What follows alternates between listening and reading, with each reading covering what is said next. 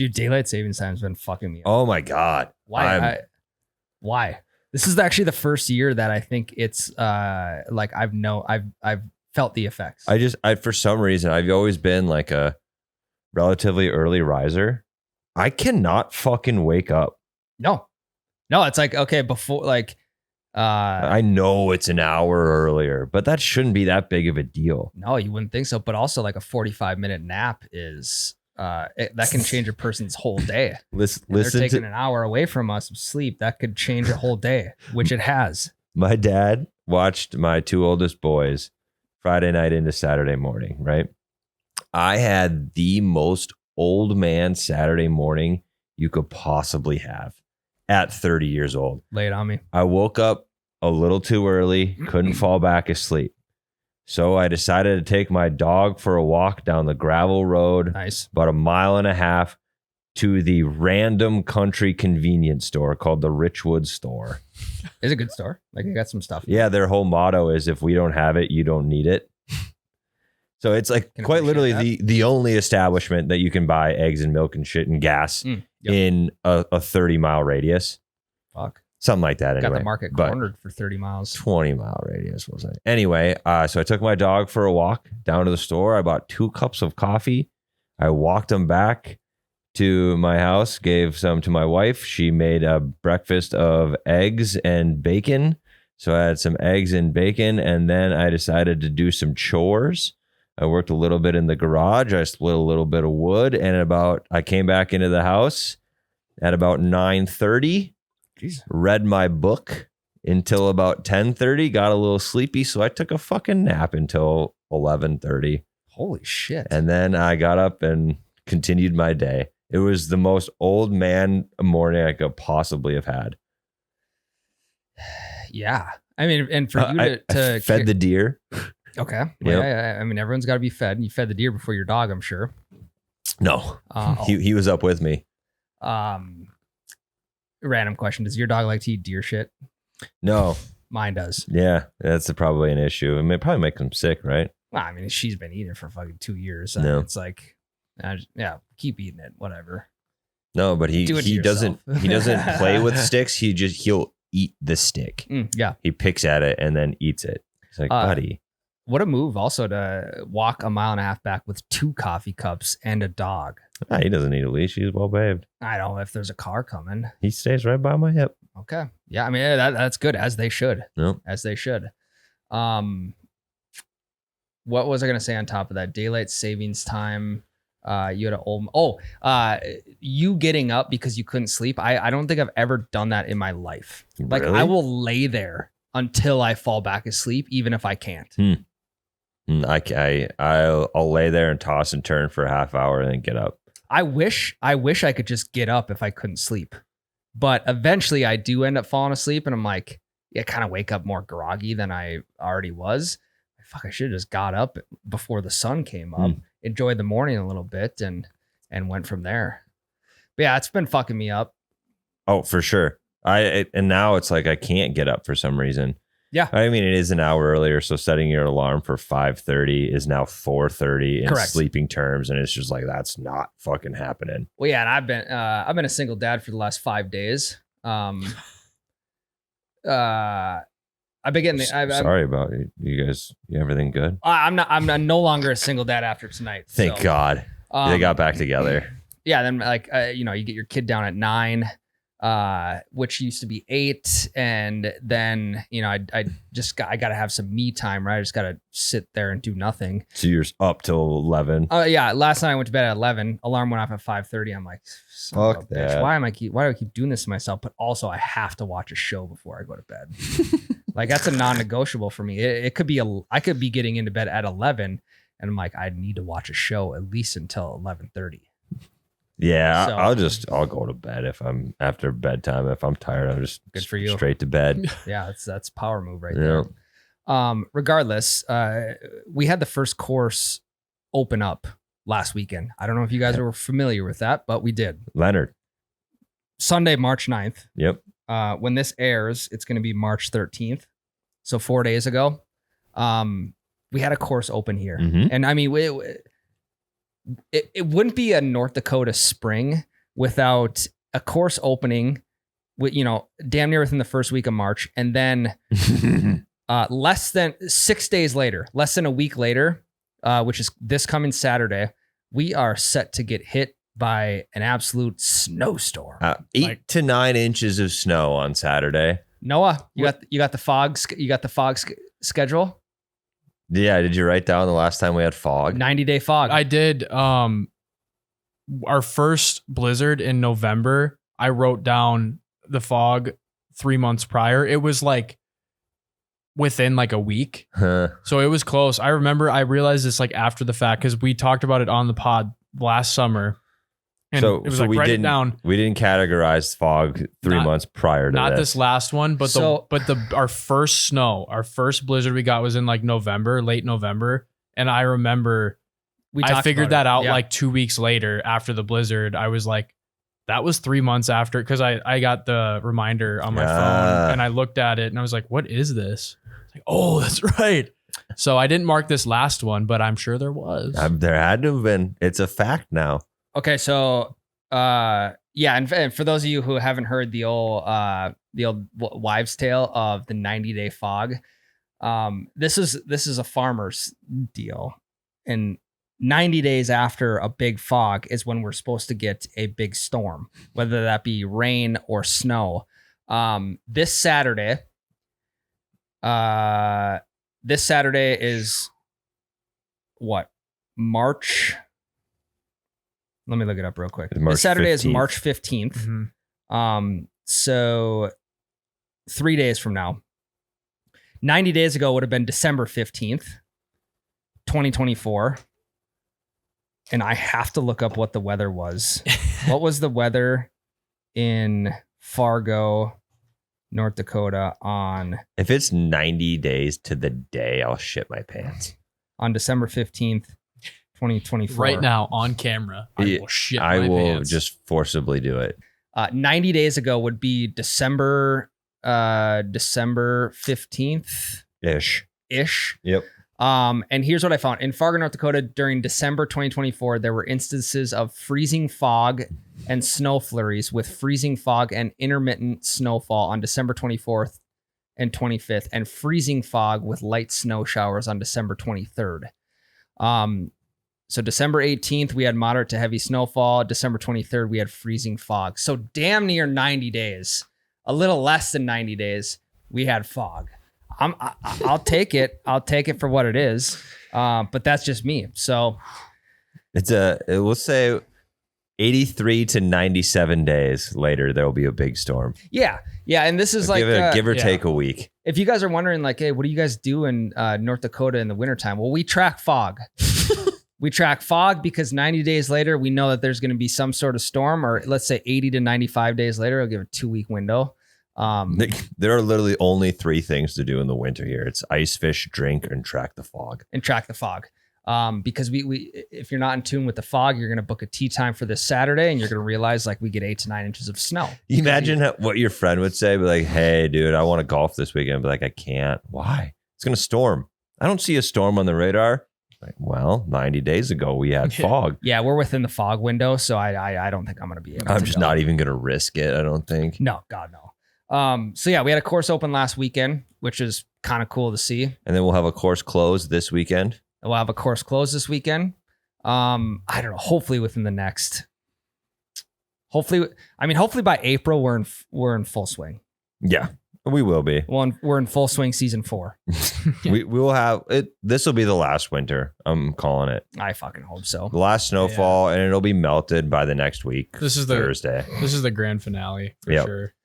And I think one thing to get you prepared for the upcoming spring golf season is to have some sort of a banger playlist ready to go in the cart with the boys. Yes, we did. Last week, we got that DM we talked about how some people on Reddit were being snobs about playing music in your cart and ripping on people. So we decided to absolutely say fuck you to those guys and make our own playlist. So I think, what did you say? No, we'll do this like once a month. We'll add songs to the. I think once a week we should add it. Shit, dude, that's gonna be big. Yeah, that's the goal, right? Let's do it once a day. If we had one song if everyone in here adds one song per day for the next year, we'd have over 1,000 songs in the playlist. That's too many. But songs. if we each add 3 songs per week, we just do a short little segment to open it up. Let's do each of us brings one song a week. Yeah, We'll do 3 today. Yeah, that's and we'll fine. do one song a week from here on out. So it's 3 songs every week to keep the playlist fresh. Yep. But it doesn't also make it a 500 song playlist. Yeah, and it doesn't devalue the songs we're putting in if we're only putting in once a week. Yeah, we'll be some more selective and not just I'll throw this one in. Yep. Yeah. Because if you go into I feel like if you go into your first couple rounds of the season with like just continuing to listen to your winter playlist or whatever, I mean, we're talking seasonal depression here. I mean, we could have like Jesse Murph. We could have what are some other kind of like NF. NF is another no kind of idea what you're talking about. It's like kind of it's good songs for like depressive states.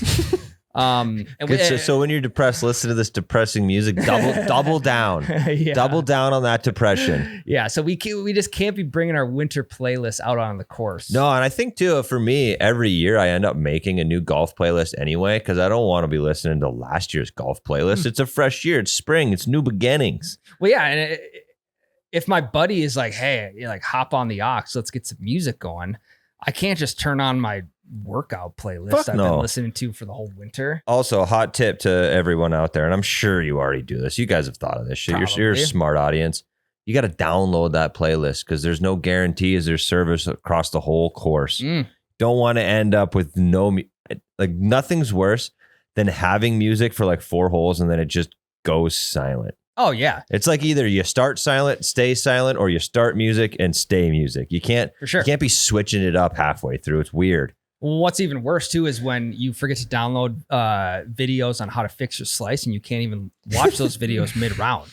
It's like, how am I supposed to fix my slice if I can't pull these videos up? Yes. But we did create a breakfast ball playlist and we will be adding music to it. The way to find the playlist, we'll link it on the podcast, but if for whatever reason you don't like following links, you got to search me, Tyler Ziegler, on Spotify. And it is Breakfast Ball Cart Jams. Let's fucking jam out in the cart, B-ballers. I tried to pick the most cheese dick playlist name ever. Yeah, I like it. Cart Jams. But I've added my 3 in it already. I'll add your guys' 3. I don't know what you're picking. But you're going to get what music we actually like to listen to on the course. Yeah. And you'll also get to see all my other fucking playlists. Hell yeah. I picked my all-time favorite golf song, my all-time favorite vibe song. I just don't think it's ever like not the vibe. Mary Jane's Last Dance, Tom Petty and the Heartbreakers. TP. It's you can't go wrong with Mary Jane's Last Dance. It's one of my all-time favorite songs. Give us a little preview. You've never heard it? Well, it's a phenomenal song. Yeah, you've all heard that. Yeah, I was more so saying like you give us a little. I'm not going to sing that for you. I can play the harmonica part on harmonica though. Okay. I'll bring that in next week. So I got TPMJ. Yep, I got What's Up by 4 Non-Blondes. Everyone knows it, but it's never at the top of their mind. Young Blonde Don, Machine Gun Kelly. No. You've heard it. We get demonetized for that? No, it's not. We're talking over it. It's been on there for like 2 seconds. La la la la la. It's one that I've noticed doing karaoke as often as I do, that no one expects it to come, but when every time someone hears it start playing, they're like, "Oh fuck yeah!" Everybody's rocking with that song. Yep. And I feel like even like the beginning of the song, you're like, really? And then it gets to like the chorus, and you're like, wake in the morning, I step outside. You start to feel Banger. it. Yeah. Yep. Take a deep breath and I get real high and I. So Ryan, you'd like it. There's songs about weed. Well, you're 2 for 2 on weed songs. Mary Jane's Last Dance is about a girl. Right. I know. It's Mary Jane. And then my final song is Great Day to Be Alive with Travis Tritt, because if you're on the golf course, a bad day on the course is better than a good day in the office. It's just a great day to be alive. Damn, those are 3 actually really solid songs that I can be honest, I don't know if I've ever listened to them on the course, but I can just envision myself with those on in the background. You can imagine four buddies on the tee box. You just loaded the cart up with your cooler of beers, your 6 for $10 deal. Hell yeah. And somebody turns on 4 non-blondes. Yeah. Fucking young blonde Don. And they're in the middle of the hey part and you stripe a fucking drive. Yeah. Hell yeah, dude. Okay, I really like that lineup actually. You kind of went a little like old age. Yeah, I went more chill. Yep. Yeah. And I actually, for some reason, the golf course is a great place to listen to older music. It is. I don't know why. Is that just because older music made us feel better? Or they just very well could be. They made older music like they made older movies to where you can watch / listen to them 100 times. I feel like older songs, right? Like they've been around longer, obviously. And then so people know them better. And I feel like when songs are singable or like it's a song that everybody knows regardless. Chance. Yeah. Okay. It's like, I feel like that just brings the vibes up, brings the group together too. It's a good like little glue song, like the older songs. I also have a theory with old music. The reason we like old music is because literally we only remember the bangers. The songs that were like good for a month in 1992, we don't remember because no one plays that shit anymore. Correct. So it's like quite literally only the best of the best makes it through the filter. And so when you say someone's an oldies fan, it's like, well, yeah, you're just a fan of the hits. Yeah. Yeah. It's a good way to put it. Okay. So I got my 3 here. I went a little bit more. I went pretty new age. Okay. Yeah, I'm trying to think. Vibe wise, it's we'll call it like upbeat country. Okay. Upbeat / upbeat country. And the first song I got on there is I Had Some Help. I Had Some Help by Morgan Wallen, Post Malone. I mean, that's got to be Take Your Layup song of the summer. Yeah, that's added to the playlist. It is on. Yep. That song is just gonna put you in a fucking phenomenal mood. Yeah, and it could be about golf too if you think about it. Like I'm in the fairway because I hit a tree in the rough and bounced back in. Yeah, I had some help. That's very true. I mean, speaking of golf, musical, we'll call it musical legends. We could throw John Daly's songs in there. They're not good because it's also, it's also a great talking point too. They're like, your buddy's like, oh, who sings this song? And I'm like, funny you ask. And I bet you'd never guess. The old JD1 sings this song. Yeah, they'd be asking and be like, who sings this? This sucks. Yeah, right. Okay, song number 2, I have A Bar Song by Shabuzi. You took your left-handed layup. Yep, took the lefty. That's also, I mean, that to me is like, I've probably listened to that song over 100 times since last summer. My sister ruined that fucking song for me. God, so there's one song in this playlist that's gonna just ruin things. Yeah, when I'm listening to this playlist, I'm gonna be fucking skipping that one as fast as I can possibly get there. That was just like a TikTok thing for me, where it was just the song for like 2 or 3 months, and it was like every viral TikTok had that song behind it. Well, when we went on vacation in North Carolina, and it's like this song is already kind of dying at this point, and she played it 10,000 times, and it just put the nail in the coffin for me. Okay, well, that doesn't make me feel great. I like your first one. No, nothing. Hey, this is personal preference. Everyone's getting a taste of each of us. That's the thing is, you don't like literally everybody that is going to go to this playlist is going to have different tastes. Like, okay, if you guys want, we can swap out A Bar Song with Highway by Shabuzi. We'll keep it same artist, but we'll go very similar vibe. I don't want this song. Oh, it's another good Shabuzi song. So let's. It's not even in his top 4 popular. I know, but again, it's like you can't just follow the noise. No, I'm just trying to find the fucking thing. Just type in. Got it. Yep, there we go.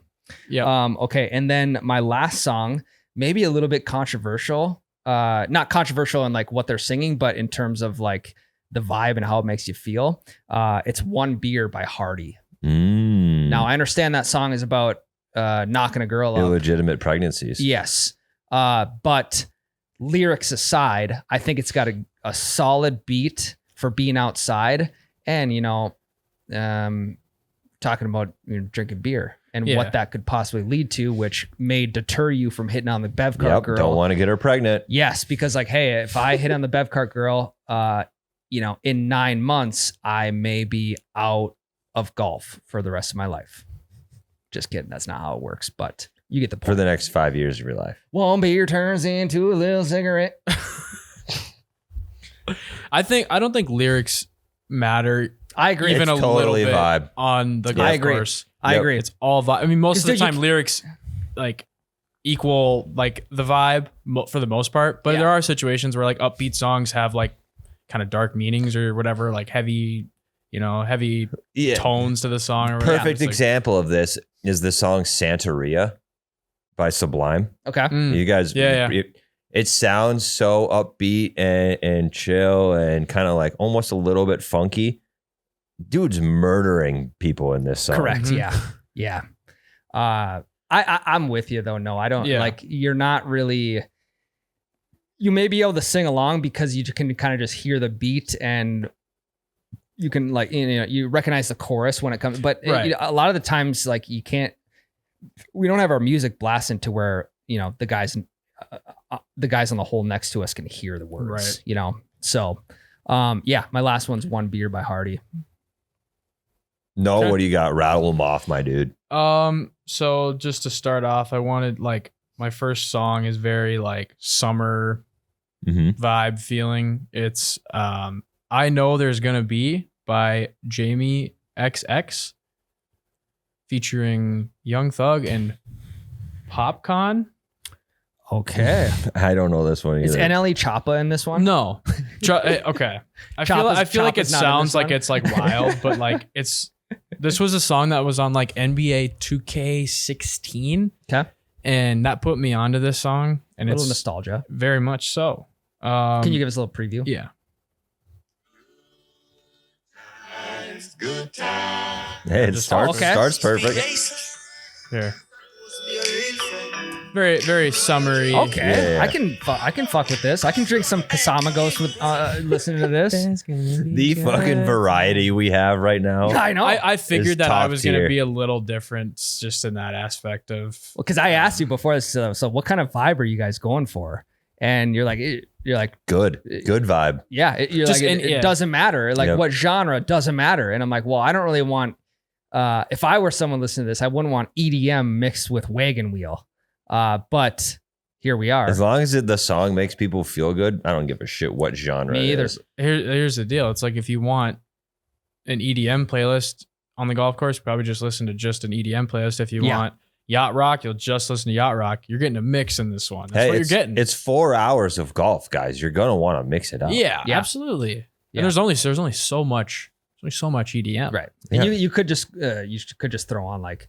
I also think EDM on the course is fucking insane. It is kind of because you're playing it off of, at best, a halfway decent JBL speaker, and you don't want it to be too loud anyway, or you're going to be turning EDM on a shitty speaker at a low volume is not good music. I would agree. And I have listened to EDM on the course, and that's the type of music that is like you're trying to get the blood to rush to every vein in your body. Mm-hmm. Yeah. It's just, there's a time and place for it. For sure. My next one is kind of going along with the same thing. Just very uplifting. And this is like a consistent for me on the golf course. It's Slide by Calvin Harris. Okay. Preview. Is it Calvin Harris, Frank Ocean, and Migos? Yeah. Okay. Migos. I feel like you guys have Casamigos. I've heard. Yeah. Yep. So, those two are kind of in the same category. It's just very like, and like, maybe I'm just yearning for summer at this point, and that's why I like. Probably. This is the time of year, like early spring, late winter, whatever the hell season we're in right now. That's when I like listen to my summer playlist the most. I feel like because it's just I want it so much more than when it's actually here. Yep. And then my last song is a classic. It's Everybody Wants to Rule the World by Tears for Fears. Nice. Preview. You never heard that? I'm No, sure I have. great. I don't recognize. I have a hard time naming. Oh, artists okay. and You'll know it songs. off the beginning of the song. Yep. That one's right up my alley, Noah. Okay, good. It's a great song. Song you can sing. For like most people, I guess, and very, very up tempo, but also chill. Very fun. Yeah. Fun song. I did have an honorable mention that I'm not going to add it to the playlist. It was "Happy" by Pharrell. I hate that fucking song. Yeah. Are you I doing know- this because I've told you I hate that song? No, because when I was a sophomore in college, that was so like freshman and sophomore on Jamestown's team, they get their walkout songs picked by the upperclassmen. So you don't get to pick your own walkout song until you're a junior or above. And they picked "Happy" by Pharrell. For you? That was my best season ever. I hate that song with every fiber of my being. Oh God, no! Nothing makes me less happy than "Happy" by Pharrell. And you will not catch me listening to this song outside of the years 2014 to 2016. But it's kind of a good. It's a good. Did it piss you off when they played that as you walked out? After I had a couple good outings, no. I'm like, keep bringing it on. Keep bring. Turn. I was gonna say turn it up maybe a little louder. Maybe it was the anger that made you pitch well. No, you hated your song so much. No, but then when I was a junior, I then picked Fireman. No, God's Gonna Cut You Down by Johnny Cash. Great one. And that got me a little too amped up, and I had a little bit of trouble calming my nerves. A little jittery. Yeah. A little shaky in the hands. Yeah, because I'm the type of person, I already have a lot of energy, and I have very, like, if I get a burst of energy, it's a very, very high. It's a high, and then, but when I'm tired, it's a fucking low. So like if I'm sitting at the bar or something and I start yawning, I have to leave because I don't purposely shut down. I'm just like, it's that low of a low when it comes to energy levels that I'm out for the count. Gotcha. So, it's a good start. Yeah, nice little jump start on your summer golf playlist. Hopefully you guys can get out there and enjoy it soon. I mean, after this fucking snowstorm, who knows?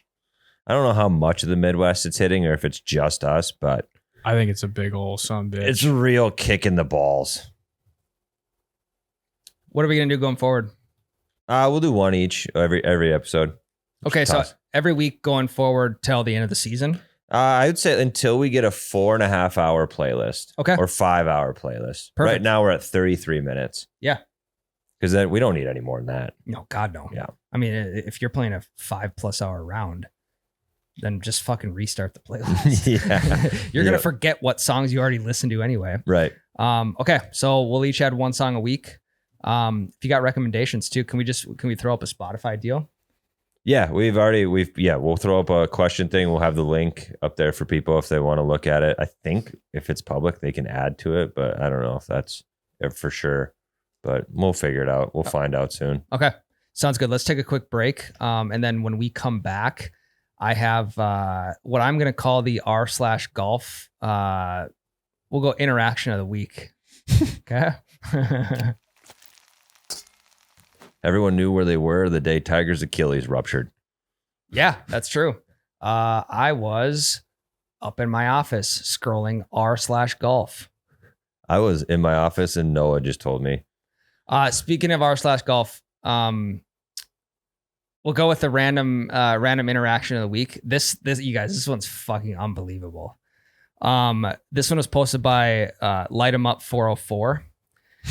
Awkward interaction paired with random that hit 7 off first tee, then quit. Oh my God. The number 7 is not describing what club the guy was using. It was describing the number of balls that he hit off the first tee.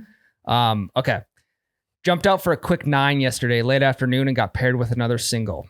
Introduced myself, and first thing he asks is my handicap, then says he's a 3 and playing the tips, which was 7,200 yards. I tell him to go ahead, but I don't play the tips. First hole is a 443-yard par 4 with a 220-yard carry over swampy fescue. He tees up and proceeds to hit and reload 6 balls, each one a slice or duck hook, nowhere near 220. He then said, I hate to do this, but do you have a ball I can use? No. I toss him my trusty Kirkland water ball and suggest moving up a box or two. He ignores me, pull hooks it into the woods, then says, I think I need to hit the range to work on some things. Have a good one. And just like that, he's gone. Dean, if you're reading this, I hope you learn what a 3 handicap really is someday. Edit. Also, yes, I searched and found my trusty Kirkland water ball. So you get paired up with a random, introduce yourself. First thing is he asks what your handicap is and then says he's a 3. I that's an immediate red flag right there. It is. It is. And I'm actually surprised the guy who wrote this isn't the one that walked off the first tee box after hearing that introduction. Okay, all signs say that Dean, the guy that is the 3 handicap, all signs say that he is a douchebag. But yes, he did the right thing. He didn't fuck up the posters round. He decided, he's like, well, if I'm going to play like shit and I have to eat my words, I might as well just leave and let this guy chill by himself. That was the right move by him. It was because he could have made the what are they calling right? The OP?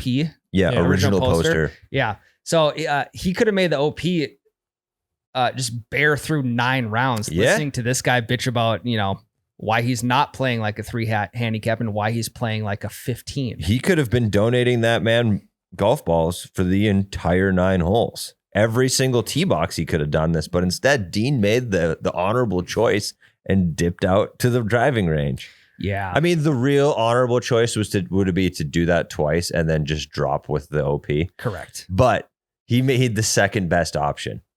Yeah. After ball number 3, I feel like even ball number 2, you're just adding salt to the wound. Yeah. I think you could have continued to play the rest of the 8 holes had you just took the drop after number 2 and continued to play. But if you hit 6, like Dean did, you have to leave. The balls of him to ask for a ball and stay on that tee box.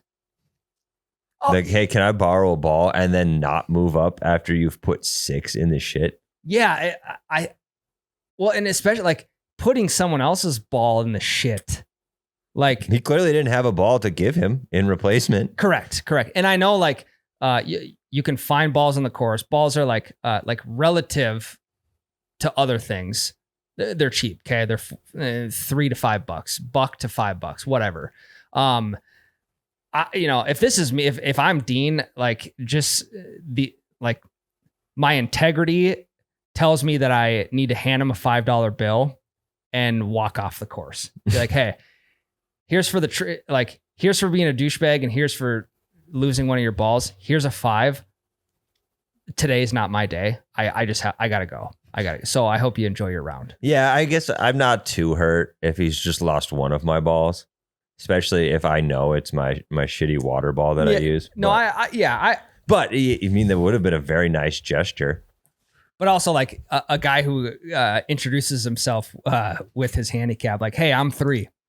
Yeah. It's like, all right, well, what's your name? Well, it doesn't matter. That's irrelevant. I'm a 3 handicap. Well, you clearly told him his name, Dean. Dean, the 3 handicap that lost $35 worth of balls in a matter of minutes. Yeah, and a lot of the comments are like, well, he's a Pro V1X guy and he was hitting Pro V1s. Like, what's the guy supposed to do? Of course he's going to lose that many balls. He didn't have the Pro V1Xs. Yeah. Or another one was like, well, I mean, we can throw all blame on this guy's golf, like his club fitter. Mm-hmm. Like he didn't set him up with a fucking extra stiff shaft. He's hitting regular stiff. Oh, and he's still a 3 handicap with those. So good on him. Yeah. It's like, the course marshal like said, all right, you guys are up. And I felt really rushed by him. Dean felt really rushed. So it's like, what's he supposed to do? Plot twist. Dean didn't even have a tee time. Yeah. She just showed. Yeah, I'm with you today. Yeah. Show and go. They know who I am in the clubhouse. Yeah. So I don't know. If I'm in a situation like this guy, I would just hope to God that I am with a buddy of mine. So Dean can be the topic of conversation while we're riding in the cart, just trying to grind through this 9 holes. Dude, I honestly I think I actually kind of respect Dean. Minus I know he said some just douchebaggery shit to start. But for him to just cut his losses and not continue to try and convince people he's a 3 handicap. That's true. I think I respect this move. That's true.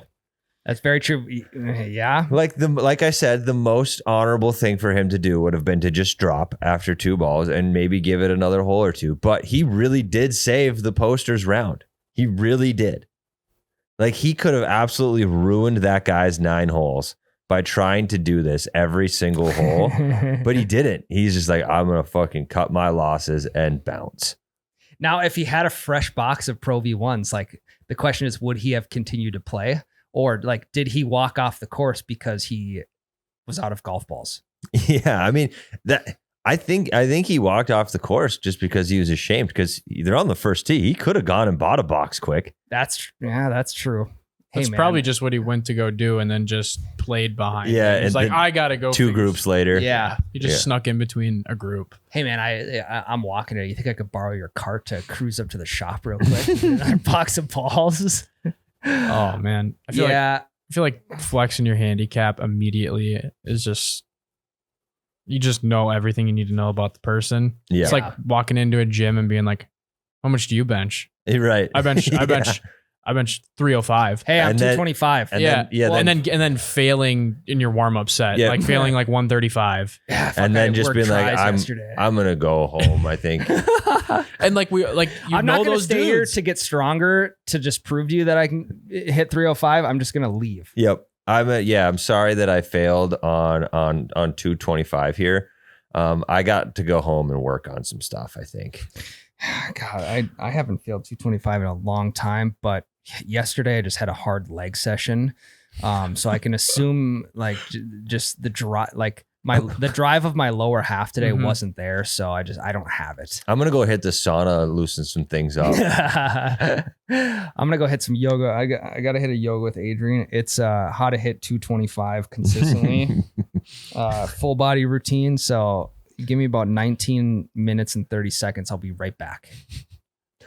Yeah. So I think I'm Team Dean when it's all said and done. Because it doesn't matter how you start, it's how you finish. And this guy finished the correct way. God. I think it's all about tone and delivery, how that went. If he thinks that he was genuinely like, hey, I'm going to get out of here. Or if he was if it was he's literally out of balls, so that's why he's walking away. And it was he's pissed at this other guy, the guy, OP. the OP. He's pissed at OP or whatever because he made a few remarks at him, and rightfully so. Hey, just move up. That's it. I don't think there's anything, especially because he was playing tips. Just move up one. Yeah, that's an insane move. I for people who don't look at people who choose to play a tee box just based off the color of it. So hey, I usually play whites or I play blues. Okay. But if you actually look at the yardage, I'll probably only play blues if it's a shorter course. So if blues are 6,200 yards and whites are say 5,800 or 5,900. Well, most of the courses we play around here, there's not a huge difference between whites and blues. No. Blues are maybe 100 yards longer because they're 10 yards behind the whites. Yep. And some par threes, depending on course conditions, the blues and whites are stacked. Yeah. Right on top of each other. 7,200 yards is a fucking long course. Very long course. A 220 carry over a swamp with any sort of left or right movement is very hard to do. Correct. For us. So yeah, I mean, that's for everyone to decide. Are you Team Dean? Are you not? How douchey of a move is it to introduce yourself? Very. I'm not saying that there wasn't a complete and total D-bag move. But then also refuse to move up a tee box. Yeah. I'm telling you, the start and the middle of this story are not good looks for Dean. But the ending, it's like a character redemption arc. Like watching Game of Thrones, everybody hated Jaime Lannister to start, but by the end of Game of Thrones, minus the fucking finale, everyone get off my ass. That's not how it's going to be written in the books. Everyone loved Jaime Lannister. Yeah. Yep. Now I think I agree with Dean not moving up tee boxes like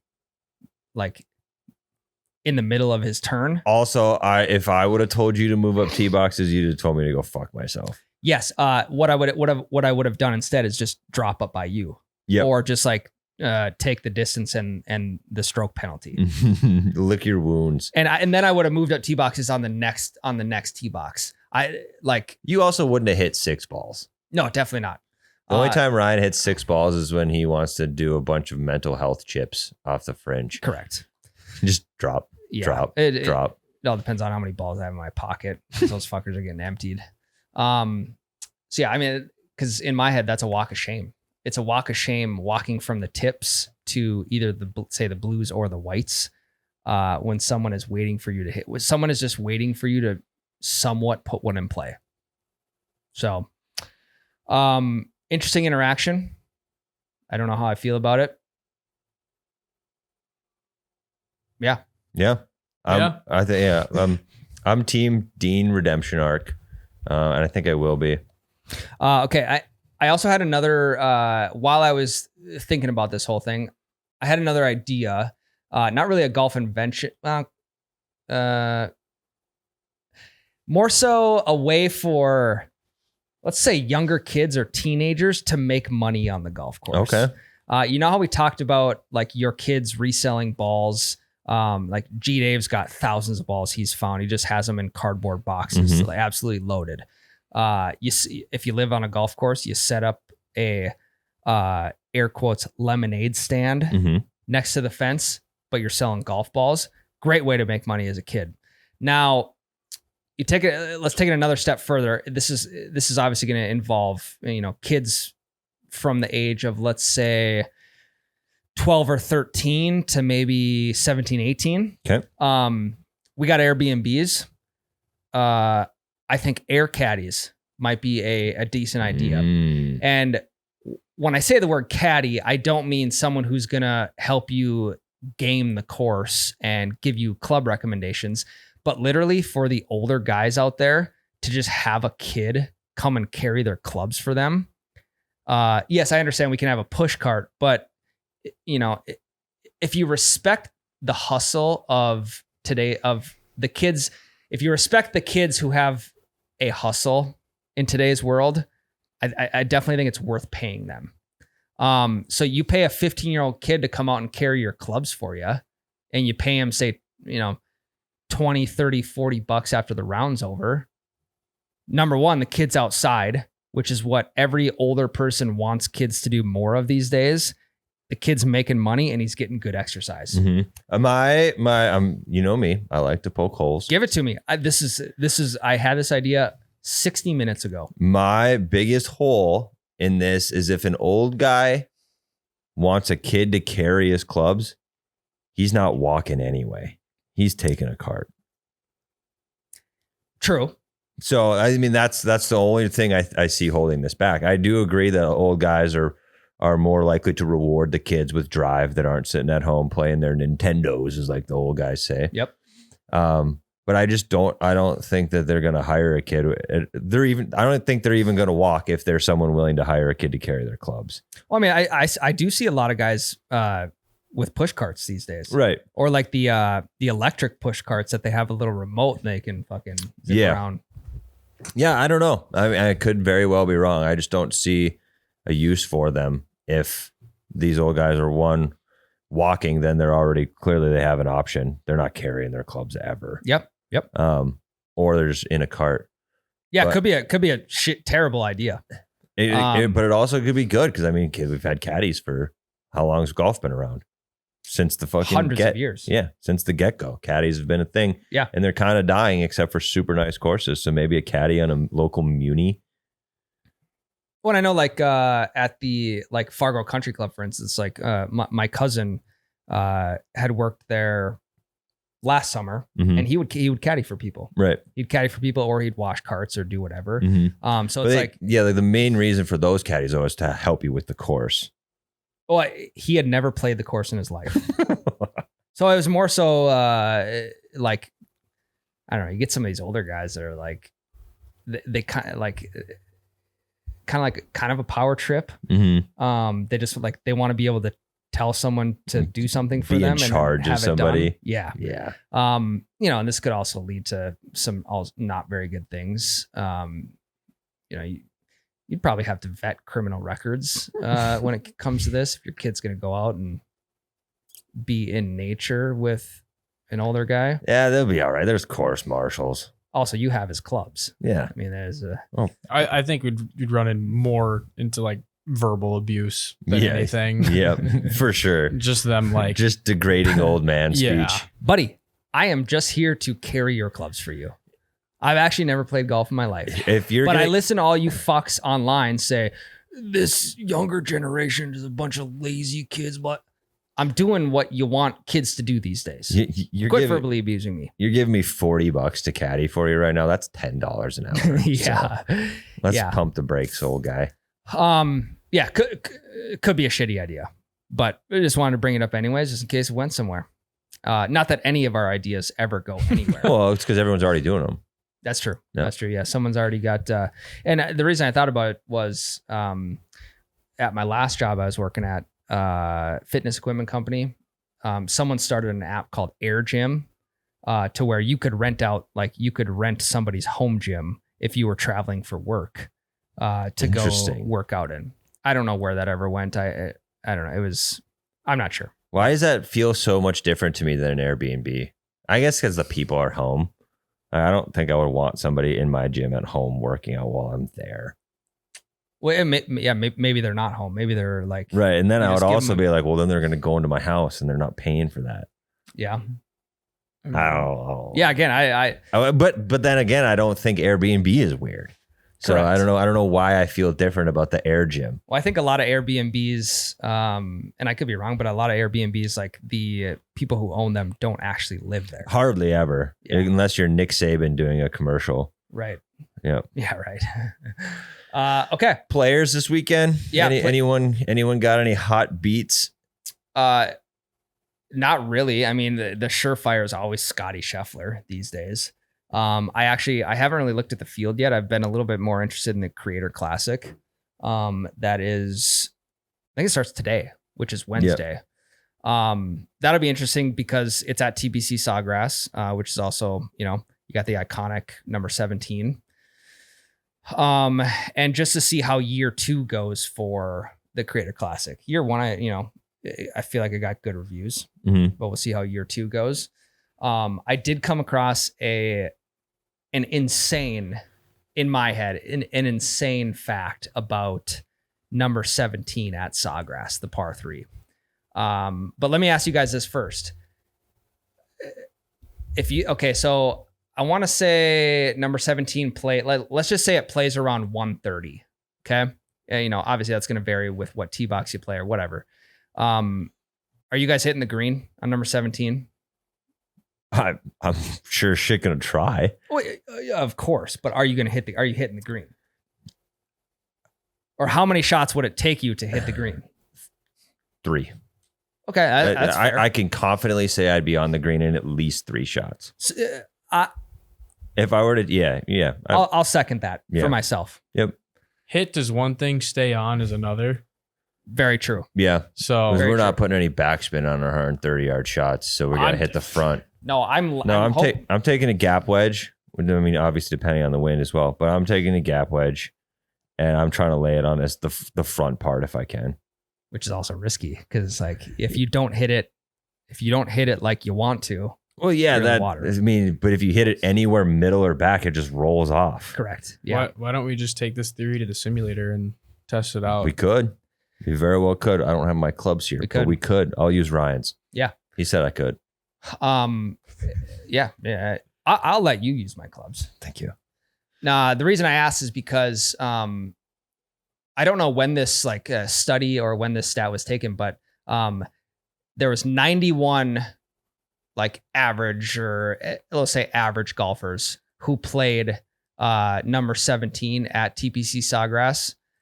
And of those 91 players, there were like just over 100 balls put in the water. So it was an average of over 1 ball per player that was put in the water by these 91 average golfers. That checks out totally, because it's for sure going to be like a couple of guys got on their first try, and then there's a couple of guys that took 4 shots to get on. Correct. Yeah. Now what's wild is, okay, so an average of a little over 1 ball per person. The average number of balls put in the water by the PGA Tour professionals was like 0.12%. Jeez. Wow. Or sorry, was it 0.12% or 0.12 balls per player? Okay, that's probably more. That's probably what it was. I watched the video and read the stats, and then I tried to go back later and find. I couldn't find it. That's totally what it is, because that's basically 1 out of every 10 professionals put one in the water. So you got over like guys like us. We're each putting 1, if not more, balls into the water. It's averaging 1.2 balls per golfer. Correct. And a PGA Tour professional is putting 0.12 balls in the water.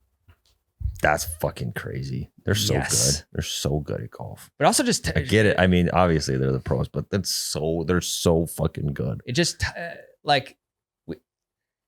I see people talking about the levels in golf, and the biggest question for like the golf influencers is like, why don't you turn pro? And when you actually ask, like, let's say a golf influencer asks a professional, like, hey, do you think I could make it on the tour? The answer is absolutely not, because that is how far the separation is between the 0.0001% and the top 1% of other golfers. Like, the more we learn about golf and the more we learn about professional golf specifically, the more I feel like we are complete and total dumbasses from when we had that golf coach on. Remember Travis Fulton? Yeah. And we asked him if there was any celebrities like from the pro-ams that which one do you think could play pro? And he's like, none of them, you dumbass. Yeah, I think he said the people who have the best, in his mind, the people who had the best chances would have been like Tony Romo and John Smoltz. Yep. And then he's like, but also they couldn't. Correct. Yeah.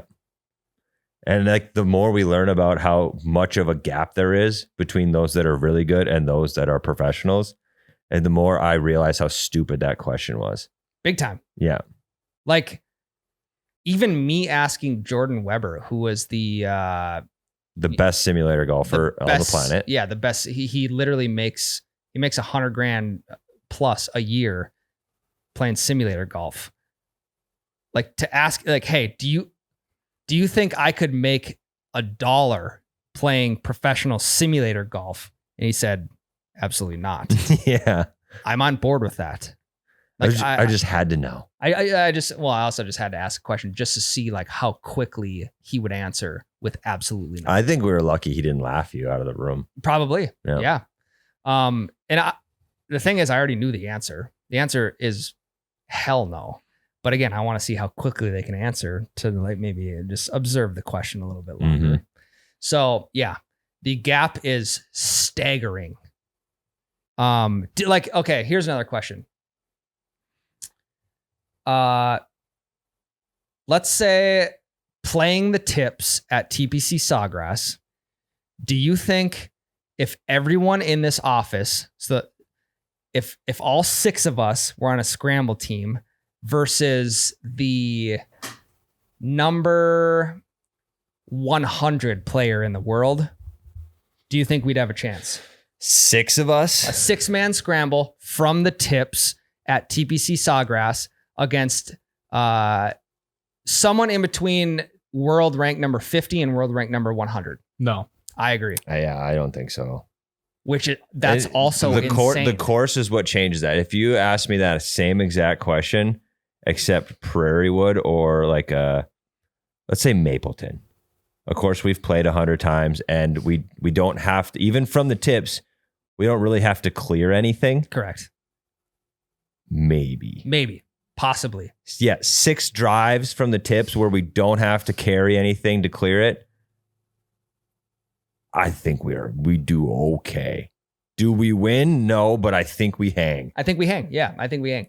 At Sawgrass, no fucking chance. We lose by 10 strokes easy. I think even if you put our 6-man scramble team up at the red tees, say the women's tees at Sawgrass, and the professional plays the tips, we don't have a chance. But just think about playing the Canadian Pro-Am at Craig's. Yeah. We wouldn't have beat our pros. There was a couple of holes where we pushed with our pros. We maybe beat them 1 hole, and they were playing tips. We were playing whites, and there were 4 of us. Weren't we 20 under? No, we weren't 20 under. Weren't we like 17 under? The first year. No, the second year. Yeah, second year we were. Yep. Because that's also it's handicapped. Handicapped, we were 17 under. But like I remember, just like we beat Fitchner on 1 hole because we chipped in a birdie and he parred a par 3. Sure. Yeah. And there were times where we had Fitchner, 4 drives, and we still had to use the pros drive from 30 yards behind us. Right. There's very few times that we even pushed with the pros, and there was like, and that's not even the highest level of golf. Correct. It's the Corn Ferry Tour. That's it. Well, that's independent. The Canadian Tour. That's sorry. Independent ball of the major league system. Mm-hmm. That's independent ball compared to the major leagues. There is a huge separation. Mm-hmm. That's NAIA baseball compared to AAA baseball. Yep. And we still couldn't hang. Correct. So, even 6 of us. Yeah, I don't think so. No, I might even rescind my Mapleton take. Yeah, the more we start talking about this stuff, 2 years ago, you asked me this question. It's like, dude, we could beat Charlie Woods in a fucking 2v1. We could have then. He was fucking 12. But the more we talk about this, the more I am realizing how big the separation is from the tour pros to guys like us. Now, you look at Scotty Scheffler. He played around. In an interview, he said he played around like a week or 2 weeks ago with a buddy of his who was a 10 handicap. And he said his buddy beat him at like the side bet or side game that they had. So it may not have even been like straight up strokes. Yeah, he's playing 3-putt poker and he got dealt pocket aces. Yeah. So, if you handicap things, there's always a chance. Oh yeah, the handicap system for sure. If we get an average handicap from our 6 guys and we get that handicap, completely different story. For sure. But this is just straight up. Yeah. This is straight up. Our handicap is having 6 guys versus 1 guy. Yes. So, yep. Just want to throw that out there. I will watch the golf tournament. I got a TV in my garage now, so if I'm fucking around in the garage, I throw the golf tournament on. I'm looking forward to this weekend. I also really like TBC Sawgrass. I like playing it on the sim, and I think Sawgrass just makes for good television for some reason. Drama. Yeah. So yeah, it'll be a good weekend of professional golf. We're kind of in the swing of things. We have like a month till the first round of the Masters. So it's sneaking up on us. But that's all we got for you this week, ladies and gentlemen. We'll be back again next week.